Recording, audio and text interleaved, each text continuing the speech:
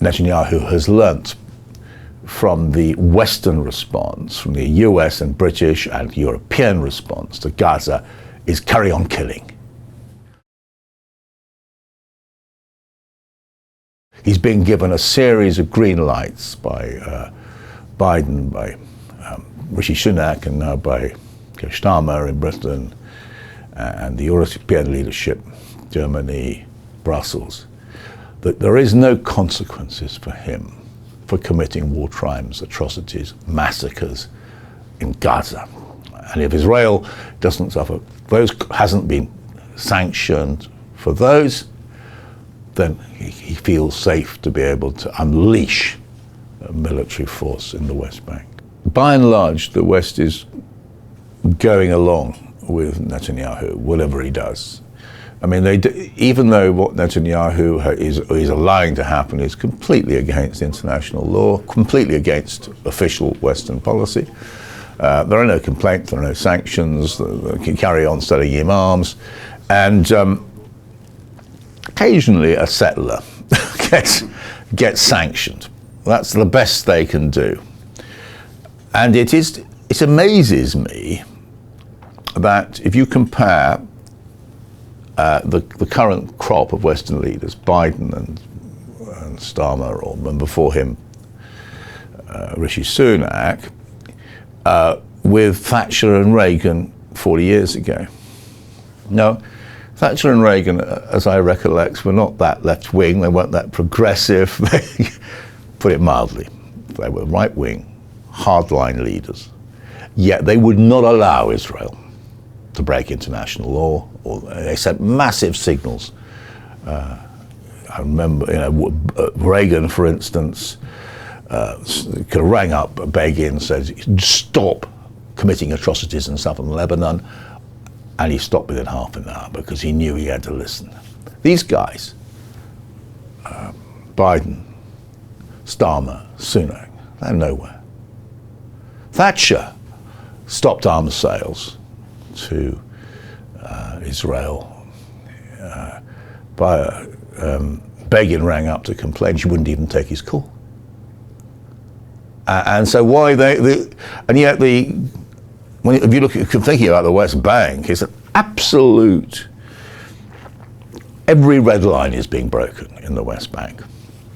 And the Western leaders, don't mind about it, really.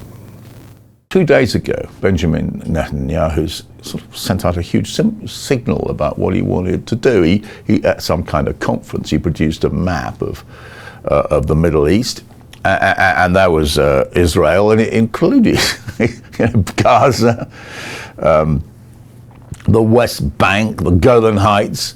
That's all part of Israel. There was no attempt that Palestinian places have been completely obliterated from Netanyahu's map. So he's signaling to the world, to the Palestinians, to the Israeli people, that this is what he's going to do and wants to do.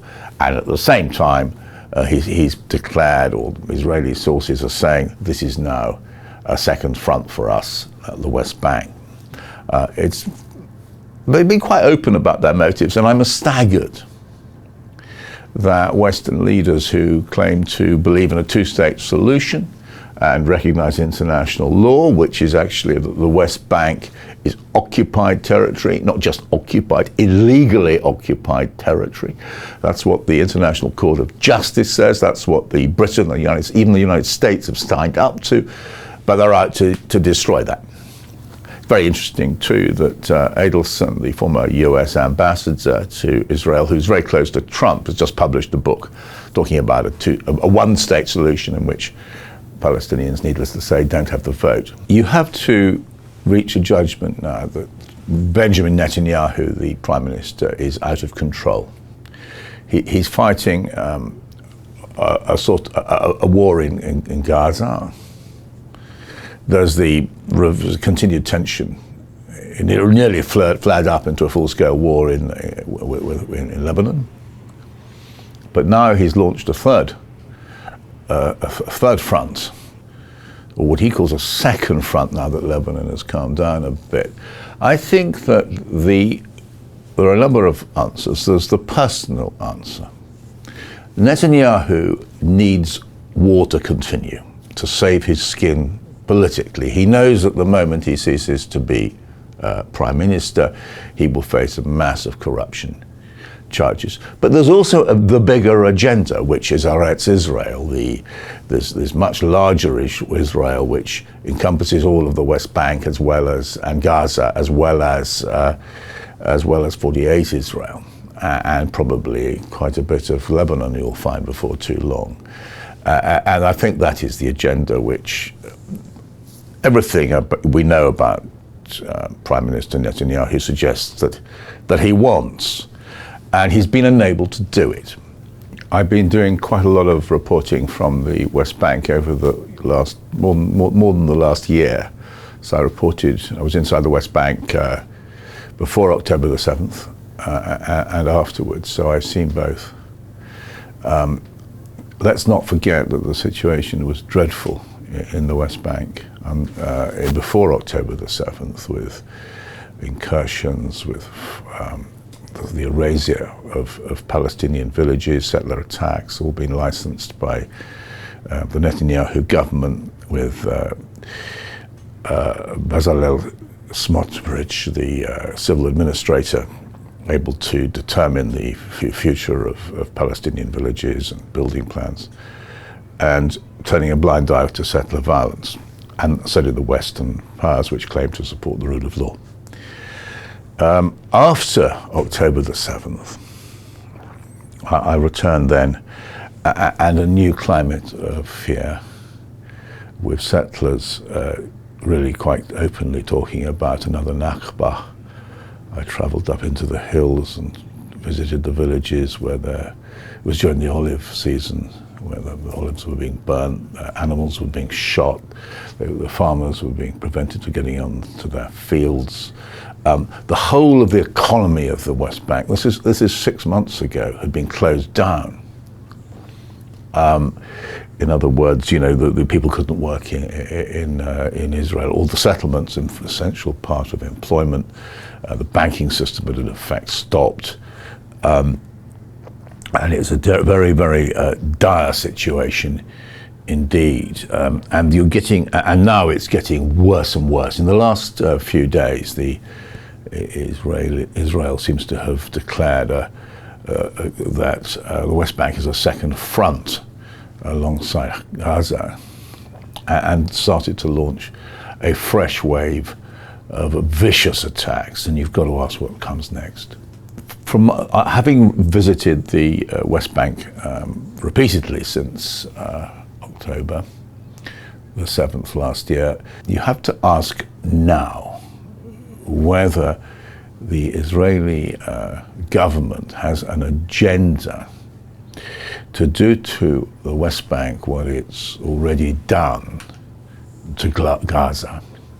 And you're seeing the way they're going into particularly the refugee camps on the West Bank, and just smashing the civil infrastructure, smashing buildings. I was in Tulkarem 6 weeks ago, and it was a bit like being in Gaza. I haven't been to Gaza since October the 7th, but I've seen the pictures and the destruction of buildings and the smashing of roads and all that, and the sewage and the water. And that's happening now in Tulkarem, making it unlivable, spreading disease. I mean, if you walk through Nosham's camp, the roads are destroyed.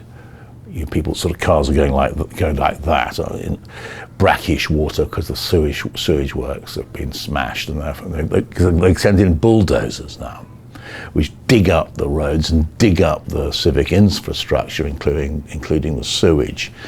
And so you have a foul smell in populated areas, and we know all this, where all this goes. And I was in Jenin a few months ago, and it's got much worse since. But you can see how they, again, bulldozers to smash the roads, the sort of meaningless and pointless sort of casual malice of the destruction of public monuments, and basically it looks to me like an attempt to make these unlivable, the camps unlivable. The same in Balata, where I've been many times in Nablus, that camp. you have to speculate about these things, but let's bear in mind that the civil administrator, the man in charge, is Smotrich. 5 years ago, Smotrich, as a young MP in the Knesset, came up with what he called his decisive plan. And the decisive plan was to get rid of the idea that somehow Palestinians had the right to live in the West Bank and as equal citizens. The idea that there might be two states. No. Israel had to expand into the West Bank. And what does that mean for Palestinians, according to the decisive plan? Well, either they can stay, but without rights, without the vote. Basically a sort of slaves, or to Israel. Give away any political hopes and ambitions, give away any, and that is one option for them. And then the second option would be emigration, and they'd be encouraged to emigrate and helped perhaps. And the third option, if they didn't accept either of those two options, which is complete acquiescence or emigration, if you try and resist, you'd be just killed. Including not just the men, the women and the children. Smotrich is quite clear about that. That's his vision for the West Bank. And I think what you're seeing at the moment is the gradual, faster and faster now, the erasure, the capture of Area C. These big rural areas are being taken quite quickly now by the settlers, encouraged by the politicians and the army. And people have been trying to be swept into the cities. So when Smotrich came up with his decisive plan, people sort of said, this isn't important, he's just a sort of out there, he doesn't speak up for the government. But of course now he's in government. And what appeared to be balmy, crazed, fascist thinking is now turning into something which is really happening on the ground as we speak. It's very difficult to be certain about the motives of Israeli politicians, the government, the commanders, but they are saying they want to open a second front comparable to Gaza. In other words, they'd want to turn it into a war zone, I guess. That's the interpretation. And will that be accompanied by fresh seizures of villages, fresh seizures of land? Well, we suspect so, but also these vicious attacks now. You're getting sort of air attacks, which you hadn't had them until very recently, since the Second Intifada. And so is Israel creating the conditions for a third Intifada? I have to worry that they are. That nobody in their right mind wants to see that. You have now to fear for the West Bank. If you listen to the rhetoric of Israeli politicians, Israeli intellectuals, you've got to assume that Israel is now determined to basically create Eretz Israel. The Likud party now, which governs the country with the far-right parties, will want to create a single state, but not a single state which has equal rights for Palestinians and Israelis, a single state where only Israelis have rights. And Palestinians either go along with it and happy to live with no rights, or they get out, or they get killed. Another reason to be very afraid for the West Bank now is the presence of Itamar Ben Gvir as the security minister. I mean, he is so, I think to call him far right underestimates the barbarity of his political beliefs. Never forget, he had a picture of Baruch Goldstein, the maniac who went into the tomb of the patriarchs and with a machine gun and killed 29 people. I mean, absolute barbarian, but he's a hero to Ben Gvir. And this guy, Ben Gvir, is now head of security in the West Bank. He's already been distributing guns to settlers. And there's no question what his political objectives are, is complete military, political, etc. control of the West Bank. Netanyahu's either unwilling or unable to control him. And so we are now in a situation where one of the most dangerous people in the planet is running the West Bank, along with, of course, Smotrich, the head of civil administration.